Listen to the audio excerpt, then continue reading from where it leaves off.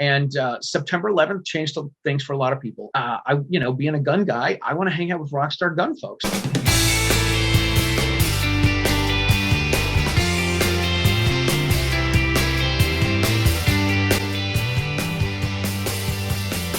Welcome to the Digital Defender podcast. Before we jump into the full episode, remember those gifts are down in the description. You have the free downloadable and printable targets, as well as the free year's access to the online training course and community where you can go in there, work with all the instructors. Plus, there's a bunch of hidden bonuses as well.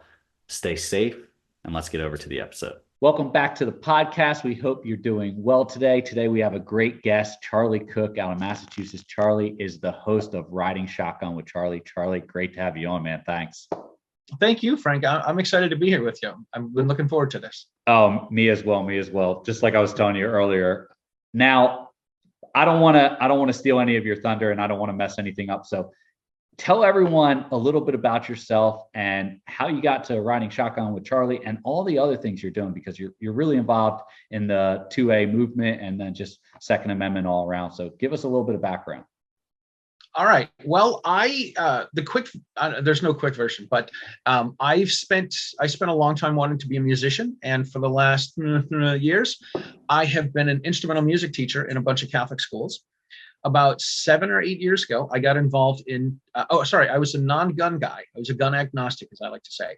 And September 11th changed things for a lot of people. And what it did for me is I had a 9-month-old son. And I was at school, teaching in a public school, and the principal had a meeting, and he said, "Listen, if anyone comes in the school that's not supposed to be here," this is before they called it active shooters or active murderer. He said, "I'm going to announce on the intercom that the eagle has landed, and that means that everyone's supposed to lock their doors in their classroom and hide under their desks." And I sat in the room with teachers, and I said, "This is not really a good idea for me, because I'm in a different building, and as a music teacher, I don't have desks." And I said, if the teachers on the first floor of the building all had guns, they could shoot the bad guy, and the teachers on the second floor can keep on teaching. And they looked at me and like, "You're crazy." I'm like, "I don't think so." So the next vacation we had, I decided I'm going to find out what I need to do to get a gun license, and I'm going to show these people what it's about. So I started the process in February of 2002. And I think by June of 2002, I had a license to carry, a Class A license to carry is what they called it. And I had a restriction on it, which meant I could only bring a gun back and forth to the range. And that was cool with me because I didn't have any guns. So I told my mother about this, and I went out to the Midwest, and I brought back a couple of, I think the statute of limitations has passed, but I drove into the Midwest. I brought back a couple of shotguns and handguns that were my father's. I joined a shooting range, and lo and behold, I'm now a gun owner, and I belong to a gun club, and I go shooting once in a while.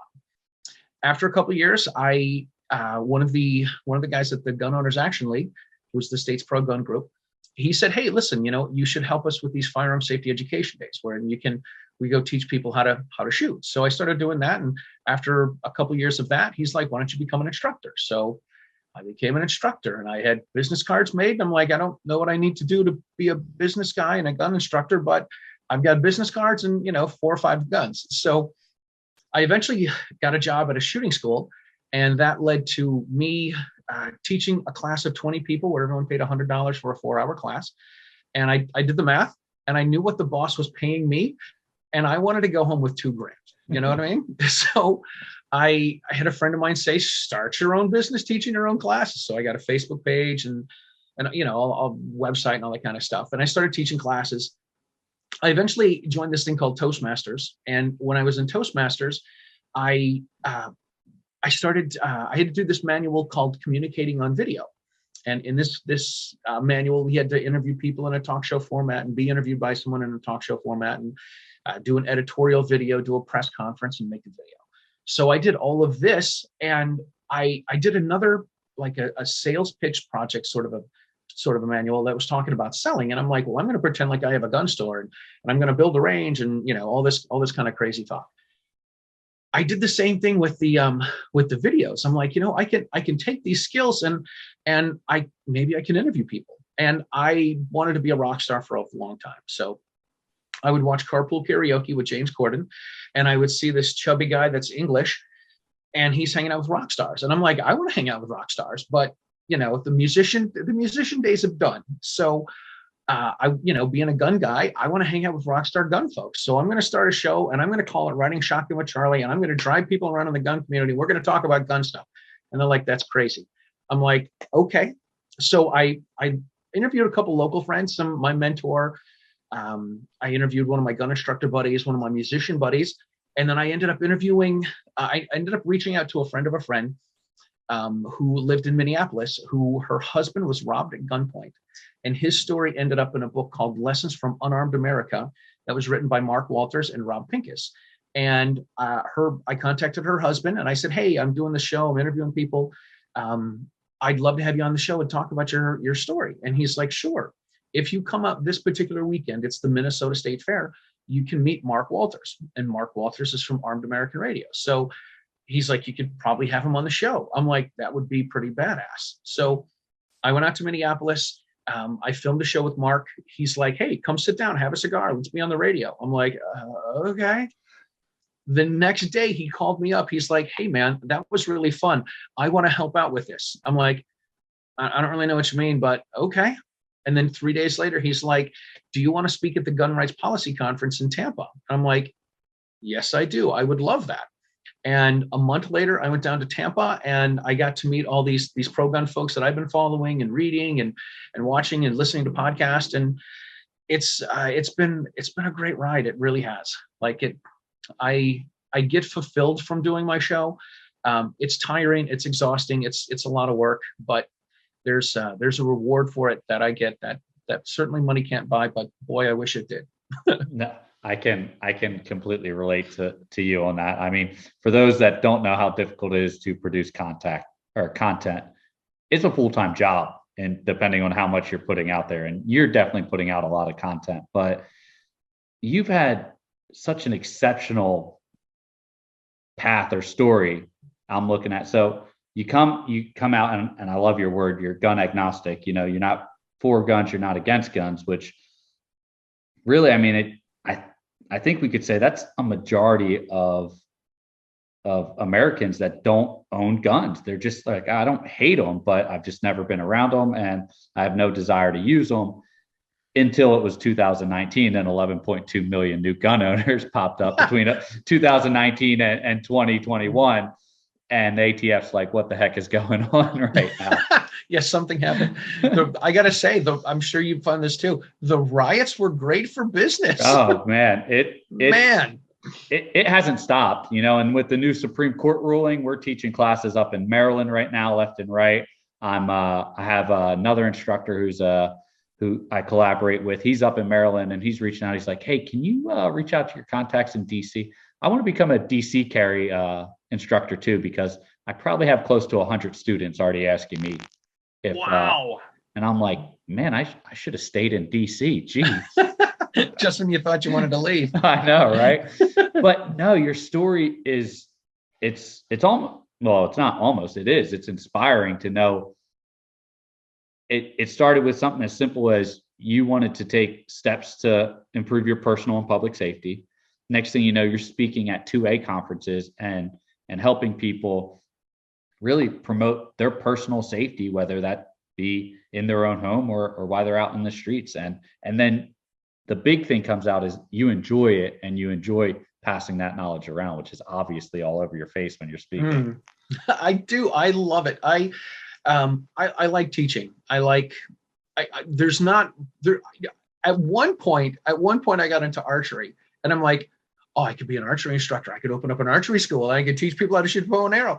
And I'm like, you know what? I can't carry a gun in Massachusetts. I'm going to carry a self-defense bow and arrow. I'm going to put a bow over my chest like I'm Robin Hood. I'm going to get a quiver. I'm going to be walking down the store with my shopping cart, and people are going to look at me like I'm the crazy one, but I'm not. So I like Good luck proving that one, but right. When I learn something, I enjoy doing it, I think I can pass this on to someone else. And I love it, man. Teaching classes it's great, man. It's good stuff. I've done a number of classes where people are like, oh my God, the 4 hours is over. Like, it really went by quick. And I'm like, well, that's kind of what the objective is. Like, I don't want to teach a class where someone falls asleep. And I don't want to teach a class where someone's bored because they're not going to remember stuff. So if I can say, hey, here's how you do this, here's how you do this, hey, here's a funny story, here's how you do this, here's how you do that, here's another funny story, and it just kind of keeps the pace of the class moving along. I find that where most times people have that lull is the legal portion, right? You're going through all the laws and everyone just feels it's so dry. But being a legal instructor and and in law school, that's the stuff I geek out about. Oh, sure. So I try to make it as engaging as possible based on scenario-based training, right? I'll give them a scenario, or maybe I'll pull out, where's it at? Here you go. Or I'll pull out some type of aid to, training aid to be like, okay, if I'm just balling up my hands and saying, hey, I'm going to hurt you. Does that give you what you need in whatever state I'm teaching at that point in time to utilize your firearm? And then people start, oh, wait. And then I call on it, and then people start getting engaged. By the time I'm done, let's just say it's up in Maryland. By the time I'm done 4 hours of legal training, we can't move past legal because everyone just keeps asking more questions. Oh, yeah, absolutely. Absolutely. What I like to do is I like to take real stories. And the couple of things that have happened in the last couple of months have been great. One of the things I talk about when I teach the Utah class is Utah doesn't let anyone, doesn't keep people's information. So you can't look on a database to see if somebody has a Utah permit. And I say the reason they did this is because after Sandy Hook, there was a newspaper in Westchester County in New York that said, hey, we're going to publish the names of the people who have gun licenses. And I said, this really does two things, and neither one of them are good. One thing it doesn't, that's ancillary, it gun shames people, which is ridiculous. But I say they're also telling people, these are the houses you can break into to get some guns. And then after you break into the guns, these are the houses you can go into to take the rest of the stuff, And I've been using that since forever, since I started doing the Utah class. Well, now I can say 2 weeks ago, the state of California published all of the names of people who have carry permits in the state of California. And said it was an accident. It was an accident. Such nonsense. Oh my. And if you or I did something like that, where we accidentally released people's information, we'd be in jail. There'd be a full-on investigation. We'd be in jail waiting for the investigation to clear, unless we had some high-dollar lawyer that could get us out on bail. And it would be a $500,000 bail with an ankle monitor or something like that. But the state of California does it. It's an accident. Sorry about you. Whoops. Yeah, it's completely ridiculous. I read that article too. I was very infuriated. I've only lived in California for a brief time while in the military, and I say this: every state has its own beauty. Sometimes that's the actual state and not the people, but it has its own beauty sometimes, or every state does. I'm glad I don't live there anymore. We'll definitely put that out there. Not that there's anything wrong with California, except when it comes to gun laws. First time I went to California was last month. I went out to the San Diego County Gunners had an event called Gun Prom. And I was going out with my good friend, John Petrolino, who writes for Bearing Arms and Ammo Land. And I got off the airplane. I'm like, he's like, hey, are you going to bring like a hoodie? I'm like, one, I don't own hoodies, but I have a long sleeve fleece. I'll bring that. I don't think we're going to need it, but I'm going to bring it. He's like, yeah, you should. I'm like, I don't think so, man. I got off the airplane. I walked out of the airport in San Diego. It's beautiful out. It was the whole time we were there, 5 days or something. It was between the upper 60s and lower 70s, and there was a breeze off the ocean. I walked out. I'm like, oh, this is beautiful. I could live here. I can't own any ARs. I'm not staying. And if you do find a way to get around it, you're going to have some type of magazine that's bolted into the firearm that can't be removed. And yes, so you live in free America. I live in occupied territory. I've heard about these. I refuse to buy one. I bought two of them over the weekend, but I saw this thing. I went and helped out at a ladies event in the beginning of May, and they said, you're gonna, I'm going to end up taking ladies and have them. It was on the rifle range, and I had them shoot the ARs. I had this speed loader. It's about this long. It's like a long rectangle. You can put 10 rounds. You fix this in through the ejection port, and you push it down, and it loads all the rounds like it's nothing. And I was at a gun store in LA when I was out in California, and I said, hey, we're kindred spirits. Like, we both live in occupied territory. Have you seen these before? They're like, yeah, no, we've never heard of those. I'm like, I need to set you guys up with one, because these things are really cool. If you have to live in occupied territory and you have to be neutered, you probably want one of these. So ironically, I saw, and I don't know if this is the same thing, I saw the same concept, was where it was just almost like pushing a clip into an old army rifle. Mm-hmm. And it was the same concept, and they literally were marketing it only to California, where it was something just like what you were just saying. Hey, are you in a communist state where you can't own a gun? And right. I was like, well, this caught my attention. Let me see what this ad is saying. And it was probably a YouTube ad or something like that, which is ironic that even YouTube would allow it. But this guy came out and he's like, hey, yeah, California requires you to have this non-detachable magazine. Well, we found a way around that. Here you go. You want 20 rounds or 10 rounds, whatever their magazine cap is. Here, you need 10 rounds to change out. Popped it in there. Popped another 10 in there. I'm like, dang, he's faster than some people I know with an actual 30-round magazine. I'm over here like, he's practiced that quite a bit. But yeah, I mean, hey, necessity breeds ingenuity. Whenever the government puts restrictions on things, the market finds a way around it. I mean, listen, the 5 evil features of an assault weapon are a pistol grip, a collapsible stock, a flash hider, a bayonet lug, and a grenade launcher. And they found ways around all of these except the grenade launcher. You can't have a flash hider, but you can have a muzzle brake. What do? They do the same thing. One has a big hole, one has a small hole. This one's illegal, this one's okay. What? It's so stupid. It's the irony of just the government does something so that they look good during election year, and it really has no positive impact. But anyway, we're going down the political realm. Let's break away from this. I want to kind of steer back. So you're teaching all these students, you're teaching classes all over the place, you're traveling all over the place. You're doing Riding Shotgun with Charlie. And as I said, you've had some big names on there. The one that I was geeking out about with you was Hickok 45. I watched that whole thing like 7 times. We don't have to talk about that. But anyway. Did you see, I put out another little video where when I went down to Nashville, it snowed. It snowed. Everything was closed. Restaurants were closed. I went down with my daughter to visit a university for her. We're going to gas stations to get food. Like, it was bad. It was bad. It was so bad, the Waffle House was closed. Right? That is bad. That is bad. So anyway, I connected with Hickok. We ended up going out for breakfast at a Cracker Barrel, and we went and filmed the show. And I'm like, I'm coming from the Northeast. It snowed in Nashville. People are driving like crap. They don't know how to drive. The lady at the hotel, there's probably 2 inches of snow. And I get you're from the South. I hear you, but you've lived up almost north. And so the girl at the hotel, she's like, oh, I'm stuck here for 3 days. I'm like, why? And she's like, because of all the snow. I'm like, it's going to melt. Like, I asked Hickok, I'm like, what do you guys do about snow? He's like, we take the day off and let it melt. So I made this video. I said, hey, listen, you know what? I'm down here. It's snowing. It's Nashville. I want to give this to you. And I gave him a window scraper. And he's like, this is great.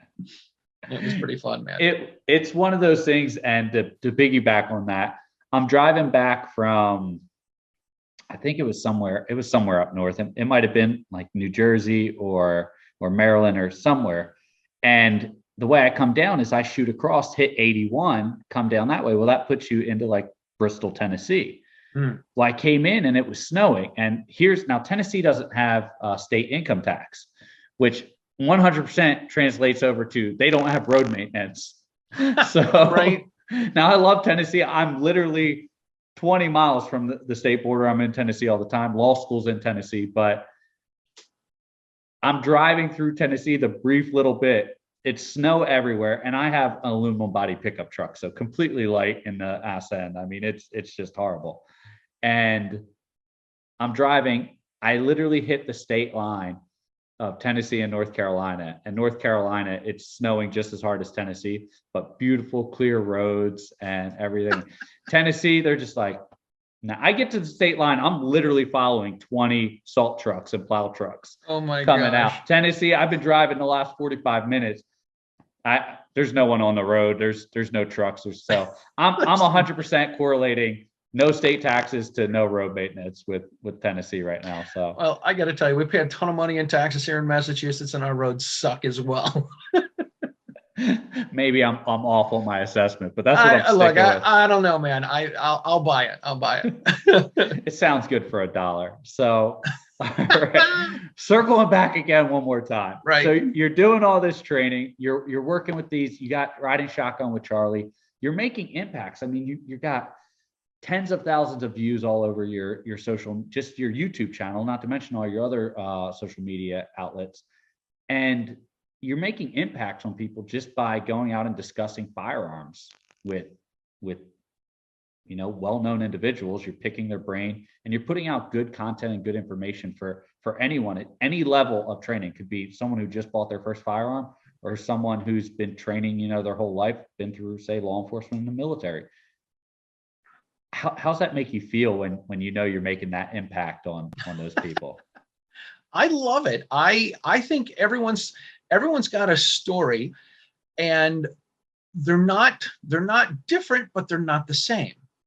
And I think we need to get everyone's story out about what finally happened for them, from when they went from being a gun agnostic to being pro-gun, or when they went from being an anti-gun person to they had something bad happen to them and they're like, holy crap, now I need to be pro-gun. And I think my attitude is if we can get those stories out to people, then that's going to bring more people in, because they'll be like, oh yeah, that happened to me. I hate using this term. I can identify with that. I would much rather say I relate to that, but people can relate to that. Oh, that guy, I used to do this. I was into that for a while. I know someone who does that. My sister does that. My brother does that. Those people seem like they're me. They seem like they're us. They don't seem different than anyone else. And they're out there, they're pro-gun, and they carry, and they take training, and they take classes, and they go to events, and that's what it's like. That's what it's about. I want to get all these stories out. I had somebody tell me this, and it's not, when you're, it's not being able to see the tree through the forest. So I appreciate everything that you were saying. I don't see that I'm doing that. I see that I've got a show that I have to put out, and I got to film a show. And when I get down to like 3 or 4 shows, I start crapping my pants. I'm like, I got to go someplace. I got to get somebody on the show. Who do I have that's not too far? When can I go someplace? So to me, it's all, when's the next show? When's the next show? Where am I going next? Who can I have on the show? Who do I need to reach out to? How do I have to plan all that stuff? Which I dig and I like it. But after it's out there, whew, okay, great. What's next? You know what I mean? So, I think it's great that it's making an impact on people, but I'm still, how do I keep this going? I want to keep this going. I like it when this is completely selfish. I like it when I go to events and people are like, oh yeah, you're the guy that's in the car, right? When I went to San Diego County Gun Owners, we sat at a table with, it was me and John Petrolino. It was this competitive shooter, Ursula Williams. It's in Phoenix. It's Rich Yumel, who's the Gun Owners radio show producer, and it's this other guy that's an instructor, and he's from Germany, and we're talking about all this stuff, and we're hanging out with him all night and telling stories, and everything's going really cool. And I had this little postcard I gave him. I said, hey, I got a show called Riding Shotgun with Charlie. I'd appreciate it if you check it out and check out my YouTube channel and subscribe and everything. He sent me a text message the next day. He's like, dude, I've seen 7 of your shows. I didn't put the 2 together. Like, I didn't know. And there's a very, very cool feeling that goes along with that. Yeah. It's a cool feeling. I mean, having any type of correlation when it comes to that, I think anyone can relate in the sense of almost pride, where you made an impact. Someone recognized that impact, even though they didn't put it together right away. It's still the same point that they're just like, Charlie, wait, exactly. Oh, right. This is you. I was at the NRA show, and I was handing out these postcards at the tables where people are eating. And I hand these out, and this guy says, "Oh, what's this?" I said, "Oh, I'm handing out some cards for the show called Riding Shotgun with Charlie." He's like, "Oh, I saw that show on AmmoLand. Hey, this is you. You're Charlie." "Yeah, I'm Charlie. I'm the guy that's handing out the cards as well as the guy that's doing everything else." I'm a firm believer that, I mean, shy of like a really like just easily recognizable actor, you send a regular actor or actress through a crowded room with just normal clothes on, or not making any type of, they'll be able to walk right by somebody without them even, someone will eventually catch on, of course, but Right. for the majority, they'll be able to walk. We're oblivious as Americans. I did a podcast with a private investigator who does domestic surveillance, and he was like, "Oh man, I can take off my hat and walk back in and follow someone for another 3 hours just by taking off my hat." Oh my And gosh. he's like, I've been following them for 3 hours one way, just wearing a hat, and I can go in there and just take off my hat and follow them another 3 hours. They would never recognize. So, Unbelievable. but yeah, I mean, it just goes to show. But once they have that connection and that correlation, they'll never forget it. I mean, they're probably telling that story tonight. Yeah, there's this one time I met the Charlie from Riding Shotgun with Charlie. But yeah, I mean, it's phenomenal. From my standpoint, trying to get out and reach as many people as possible to promote personal and public safety, and running into someone like you and connecting with someone like you and having you on the show, it's just, it hits home to see that you and other people can reach out and actually make that larger impact across the, the firearms dynamic or world, I guess is what I'm getting at. So like I said, it's one of those things that really does make an impact, even if you're doing it for personal reasons. But hey, I think your Right. personal reasons aren't as selfish as you're making it sound.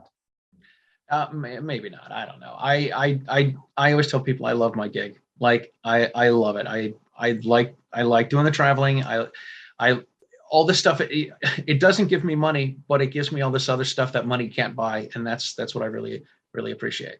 Yeah, no, I hear that 100%. So one thing that I want to ask you, and we're running a little behind on this one, but that's all right. One thing I want to ask you before we kind of do the whole wrap up and everything is, you're training often, you're training a lot of people, you're dealing with a lot of people in the fire. What's a tip you like to give to everyone when it comes to training? Just one hot tip you really like to hit people with. I don't think. I think everyone needs to dry fire, and I'm certainly going to be a hypocrite and say that I don't do it enough either. Everyone needs to do it. My own sister called me up. My older sister bought a gun a couple months ago, and she's like, "What's this dry firing stuff?" And I'm like, "Oh, you got to do it." And she's like, "Well, what is it?" I'm like, "It's this." And side alignment, trigger squeeze, pressing the trigger. It's all this mechanical stuff that you need to do every time that you're shooting. And she's like, "Oh, is this why, having the gun recoil, have the gun bang? Is this why like the first 3 or 4 shots are really good, and then after that everything's low and left?" Yeah, that's what it is. So I'm a big fan of dry firing. When I first got into it, I religiously went downstairs when the wife and the kids were sleeping, and I would go downstairs with a cup of coffee, and I would go dry fire for a cup of coffee in the basement. Yeah, And I had go ahead. a big Smith & Wesson model 19 357 Magnum with revolver with a 6-inch barrel, and I'd go downstairs and dry fire with that baby, and I love that gun. Man, that is a shoulder workout right there. I'm literally looking at our virtual range right over here, which is, as we were discussing previously, which is where we do all our dry fire training. But you, for every episode we've had, that's pretty much been the tip that we've got. So I'm gonna go ahead. Go ahead. No, keep going. I was just gonna say, I'm gonna go ahead and tell everyone who's listening, if you don't believe in it at this point, having Charlie from Riding Shotgun with Charlie tell you that, out of everyone he's talked to, I can't get through to you at this point. So I got a fun dry fire story. I got a phone call from somebody, and he's asking me questions, and then he finally comes out and says, "I've been a cop for 15 years. I went through the academy. I learned how to shoot there. I'm not really a gun guy. I did my qualification, and I really didn't do very well. Can you work with me?" I said, "Absolutely, absolutely." So we go to the range. I got some 45 ACP dummy rounds. And I said, "What gun are you shooting?" He's like, "We're shooting Smith & Wesson M&Ps and 45. Cool, I'll get some dummy rounds." We go to the range. 15 minutes into it, he's shooting low and left. And he's like, I don't really know what's going on. I'm not sure it's the gun. I'm not sure what's going on. I'm like, dude, you're flinching. He's like, what? I'm like, you're flinching. He's like, I don't know about this. Load the magazine. I did the ball and dummy trick, live rounds and dummies and live rounds and dummies. We got this bang, bang, click. That's what it is, man. What happened? Right? Well, the gun didn't go off. It didn't go off because it wasn't supposed to go off. So for 3 boxes of ammo, 4 boxes of ammo, whatever it was, for the next hour and 40 minutes, all I did was load magazines for this guy, and he didn't know when it was going bang and click. 6 months later, I'm at a store. This guy comes up to me. He's like, hey, are you Charlie Cook? Yes. Like, who wants to know? And he's like, look, I'm the police officer that you took shooting a few months ago, and I've been doing dry firing, and it really helps. I'm like, there you go, man. This is why we tell people to do it. Can you write that on a review and put it on the website? Right. I was telling you before, I'm a virtual instructor, our 300-degree simulator for law enforcement.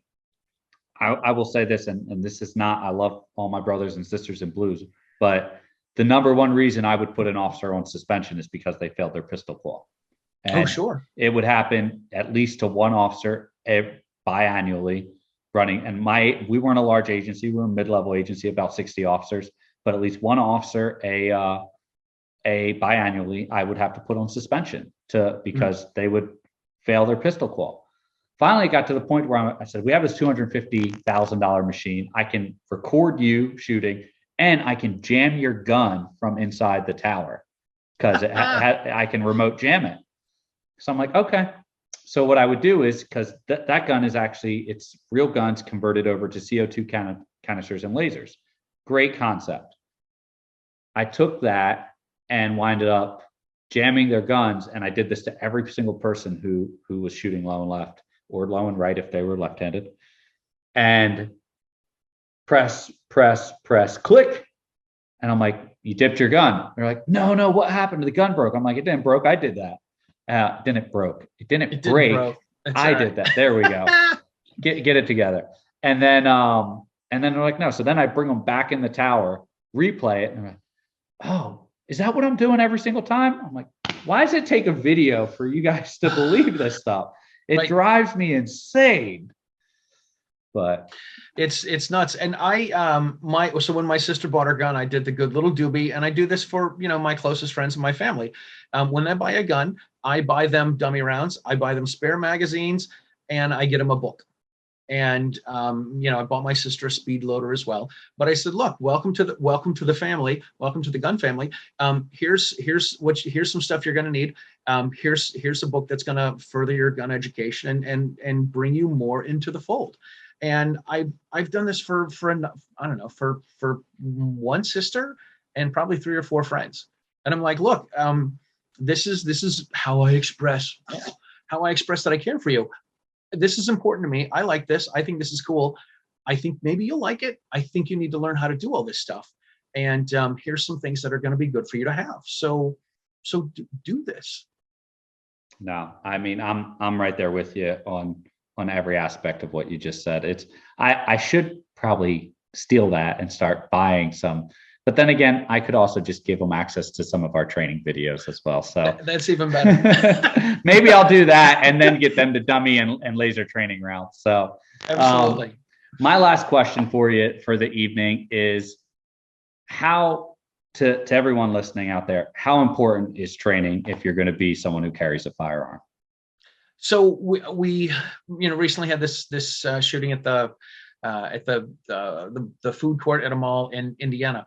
I'm going to say most people probably couldn't pull that off. I guarantee you're not going to be able to pull that off if you're not dry firing, and if you're not practicing, and if you're not getting to the range. And the reason that we do all this stuff is not because we're crazy lunatics. The reason we do this is because if we have to do it, we are going to have to do it. You can't have misses. If someone's holding your daughter hostage, you have one shot to take to stop that person. Oh my gosh, I had Claude Werner on the show. I interviewed him down outside of Atlanta, And he said, what's the scariest shot you're going to have to take? And he said, people all the time will say some, big buff 6'4" guy that looks like the Terminator, that's got guns and knives and machetes. And he's like, no, that's not the scariest thing. The scariest thing is having to shoot a terrorist that's a bad guy that's got a knife to your daughter's neck. You have one shot to take, and you have to make it count.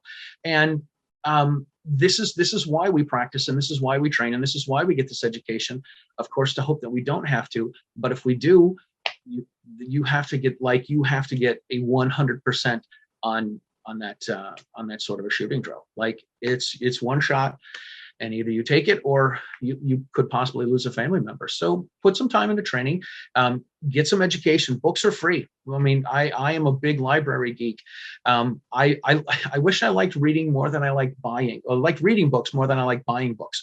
But read. It's people have Kindles, people have digital books. There's books online. There's all sorts of stuff. And if you don't, I don't want to say you don't have to spend money on live fire training, but you need to educate yourself.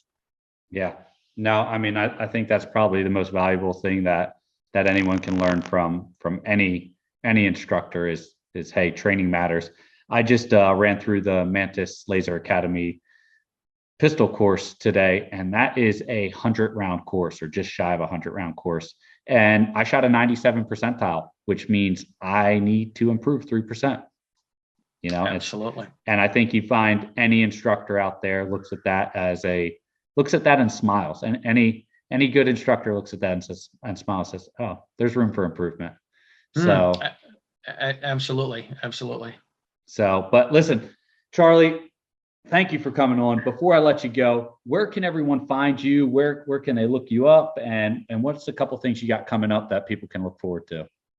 All right. Well, you can find everything Riding Shotgun at ridingshotgunwithcharlie.com. I've got a YouTube channel where you can watch the videos. You can also watch the videos on Gunstreamer, on Full 30, and on the OpsLens app. I put the audio out as a podcast, so you can listen to the show if you like. You can download that at all your favorite podcast places, iHeartRadio and Spotify and Google Music. And I just put a show out with Joe Dramisi, who's an instructor in California.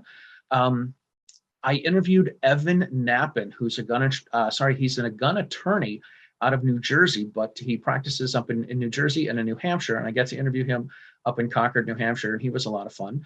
I put out a show with Santi from Santi TV in Houston. She was really cool. And she was, what was fun with me for her is she started stalking me, and then she emailed me, and she's like, "Hey, well, if you're ever in Houston, come on down. I want to be on the show." So I have that. I have some shows that I filmed out in California. I have one more show from the NRA annual meetings in Texas, and I'm actually going to Detroit the end of July, and I'm going to film some shows in Detroit. So it's my attitude is, if anytime I have to go someplace that's gun related or not gun related, I'm going to find someone that I can interview and get a show out of them. Fair enough. Yeah. Everything's content at that point. So listen, oh my gosh, we will have all those links in the description below, and that's both on the audio podcast and here on YouTube if you're watching the video. Charlie, I can't thank you enough for coming on. I really appreciate it. Thank you, Frank. This was great. I appreciate your time, bud, and thanks for having me. No problem. I will talk to you soon.